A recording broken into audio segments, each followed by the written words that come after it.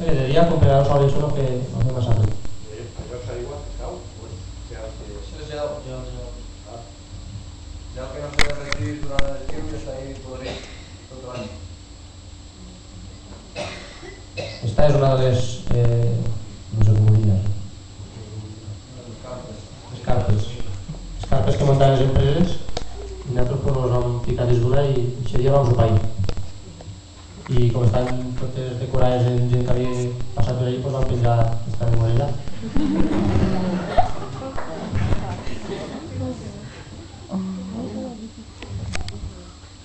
I així, aprofitant que estem al campament bàsic que tenim aquest servici, te medien la saturació d'oxigen a la sang i si el tenies per damunt de quan és? De 90.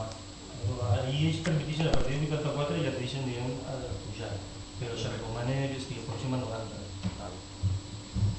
Pues... ahí tu me dius que pots pujar o no?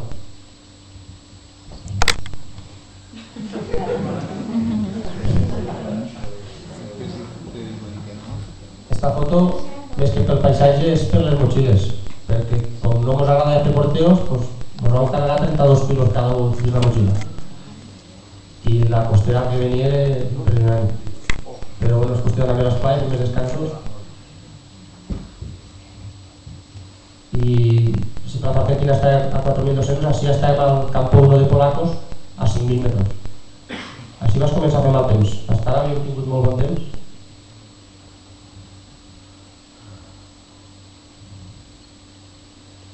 Este és el siguiente dia, vam passar bastant de fred, molta gent se va quedar en el campo 1 i nosaltres vam decidir, en vez de seguir en la via que portàvem idea de Polacos, canviamos a la via normal, fent una travessia i esta nit dormíem a una altra via paral·lela que era la de Guanacos, al camp 3. Estàvem a 5.500 metres, a aquesta altura encara no havíem dormit cap dia i per treure l'aigua doncs, no vam fer un clot. Este dia setge el vam passar tot el dia dins la tenda, dins d'aquesta tenda menudeta com està fora, perquè no se podia fer res. Diuen que és el pitjor dia d'estiu des que hi ha registres de temperatures a la Concagua, i això fa 35 anys. Abans de la tenda, jo com estava. I a fora, a més vam perdre el metgero aquest dia, vam tindre que anar en un inglès de Cuenca demanant metgeros als companys que estan acampats.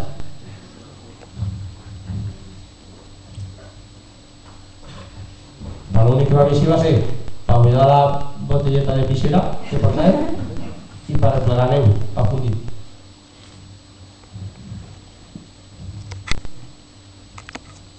Este dia vam acabar la travessia fins a la via normal de la Concagua, vam passar per 6.000 metres, havíem dormit tots bé la nit anterior i vam passar per 6.000 metres perquè acabàvem de Berlín, de la via normal, i vam baixar a Nido de Cóndores. Nido de Cóndores és este campament. Miro la de vent que havia fet, la de la tenda Mistapà.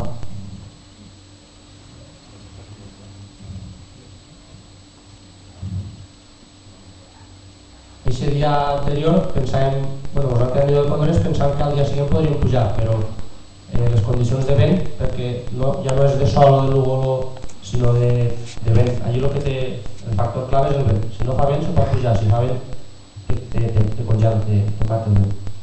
I vam decidir baixar més encara perquè el cos se recuperara fins a Plata de Mulas, que és el campament